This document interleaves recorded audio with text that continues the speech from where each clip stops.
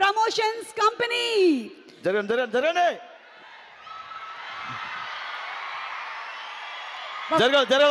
జరగాలి. బాబు ఎవరు వచ్చినా నేను జరగను, నేను ఇక్కడే ఉంటాను. మీరు 25 ఏళ్ళ నుంచి జరగట్లే, ఇక్కడే ఉంటున్నారు, అర్థమైంది. ఎవరు బాబు? రైల్వే స్టేషన్ అన్నారు, ఆర్పిఎఫ్ అన్నారు, railway protection force. yes Ravi Teja garu ఇందులో క్యారెక్టర్ రైల్వే ప్రొటెక్షన్ ఫోర్స్. అవును, రవితేజ గారు రైల్వే ప్రొటెక్షన్ ఫోర్స్ నాకు తెలుసు. నువ్వేంటి? రైల్వే స్టేషన్ అంటే మినిమం కూలీ ఉండాలి కదండి. కూలీ.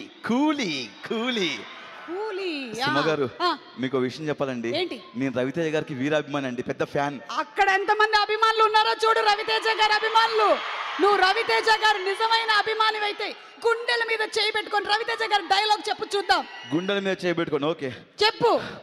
చావంటే భయపడడానికి గల్లీలో తిరిగే గూండాల కొడుకులు అనుకున్నారు. రాథోడ్, విక్రమ్ సింగ్ రాథోడ్. అర్థమైంది. మాస్ మహారాజా. అర్థమైంది. అవును, ఈ సూట్ కేసు ఏంటి, ఎవరిది? ఇంకో 2-3 సూట్ కేసులు ఉన్నాయి మేడం, అది మనదే. అంటే మైక్ పట్టుకోవడానికి ఖాళీ లేదని చెప్పేసి ఒకటే తెచ్చాను. ఇది రవిత దగ్గర లగేజ్ అండి. ఈ ధమ్మక సినిమాలో ఆయన వాడిన అవుట్ఫిట్లు, అదేమో ఇడియట్ సినిమాలో వాడిన అవుట్ఫిట్లు, ఇంకా బోల్డ్ అని సూట్ కేసులు ఉన్నాయి.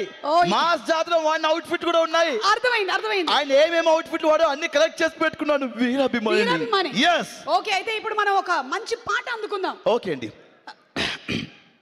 చూపులతో గుచ్చి చంపకే మేరా నువ్వు కాదు, ఇండియన్ ఐడల్ సింగర్స్ వస్తున్నారు. నేను ఇండియనే. నువ్వు ఇండియనే, కానీ నువ్వు ఐడల్ కాదు, ఐడియల్. ఓహో. సో ఇప్పుడు మన ఇండియన్ ఐడల్ సింగర్స్ వచ్చేస్తున్నారు, వాళ్ళని స్టేజ్ మీదకి ఆహ్వానించేద్దాం కదా. వచ్చేయండి. Let's go. Mass Maharaja Raviteja.